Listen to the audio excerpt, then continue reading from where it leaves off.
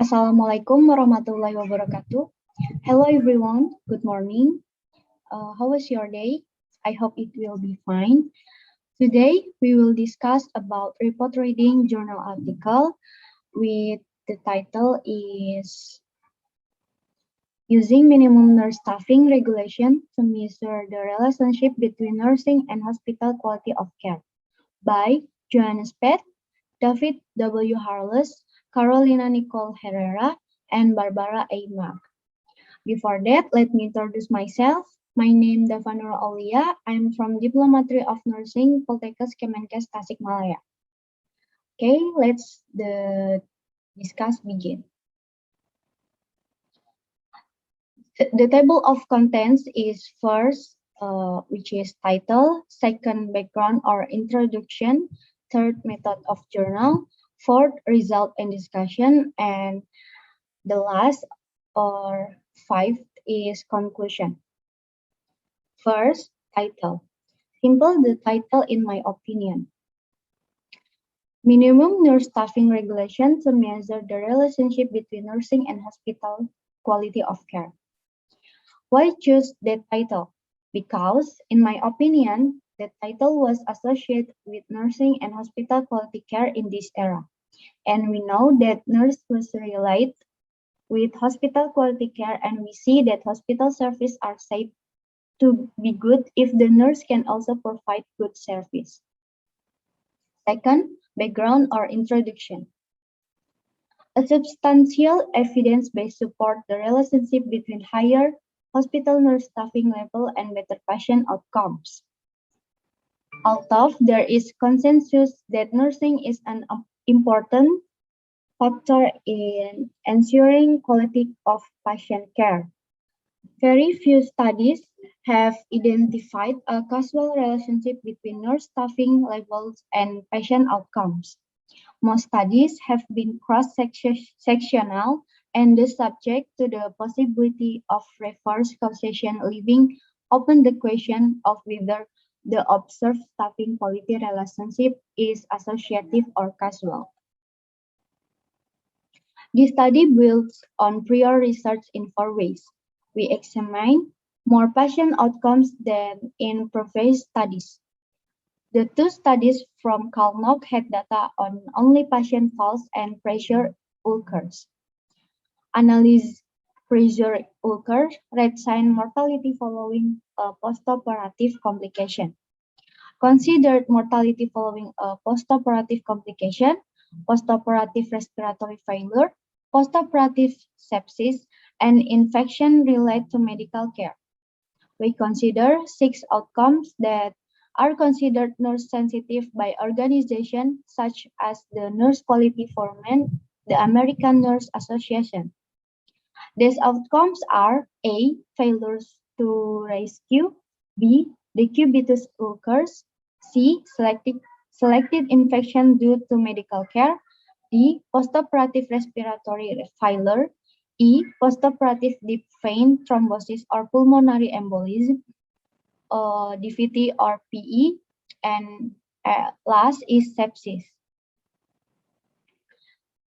Thus, increasing nurse staffing might enhance nurse surveillance, reduce missed care and errors, and improve patient and family teaching, leading to improvements in quality of care. In addition, vigilant surveillance might lead to more timely intervention for patients who develop complications, and thus greater staffing should be linked to shorter hospital stays for patients experiencing adverse events. And why this research so important? Because in California hospital requires some assessment of the nursing staff and hospital service that will relate to how quality of service at the hospital. The purpose of the study was to determine the average value of the assessment of the service of nursing staff and the hospital. And the method of the journal is, this journal uses research method from search and data variable and some data from hospital that make the result of this study true and appropriate. For the journal model had conducted several survey studies directly to the hospital to obtain data that supported the result of the study and made the data more accurate. The authors counted the number of 6 patient safety outcomes from California patient discharge data from 2000-2006 using the Agency for Healthcare Research and Quality Patient Safety Indicators or PSI software. For patients who experience PSI-associated non-mortality, we measured the mean length of hospital stay. We estimate the difference equation in the difference in PSI change using the Poisson model and calculate marginal impact of nursing staff on outcomes from fixed effect Poisson regression. Licensed nursing staff increased in the post-regulation period, except for hospital in highest quartile of pre-regulation staffing. The growth of registered nursing staff is associated with an increase for only 1 PSI and a reduction in length of stay for 1 PSI. Higher registered nurse staffing per patient day has limited impact on incidence at a California hospital.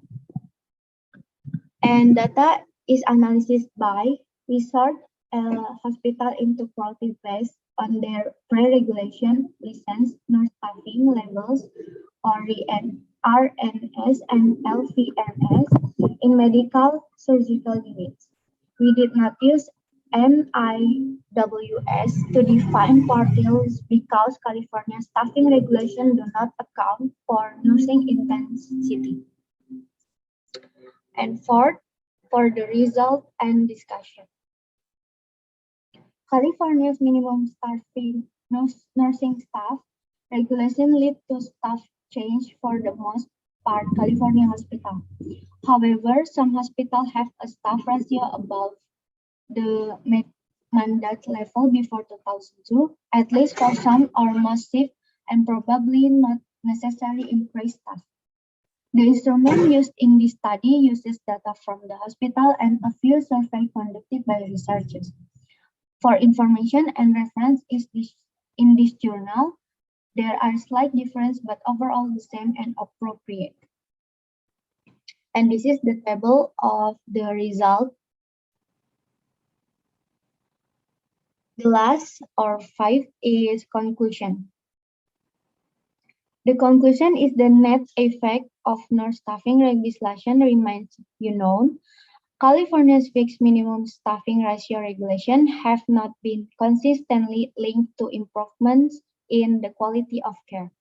Although it is possible that benefits to patient care will be found in the long term.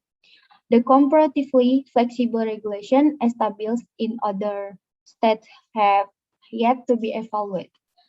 And in general, the full set of factors that facilities improve nursing care is poorly understood.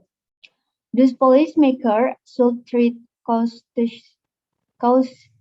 cautiously as they consider new nurse staffing regulation and carefully weigh the potential of quality and work-informed improvement against the possible cost of regulation. So this is the end of presentation. If you have criticism or suggestion, you can write them in comment. That's all from me. If there are difference from all information, please correct me if I'm wrong. Thank you. And wassalamualaikum warahmatullahi wabarakatuh.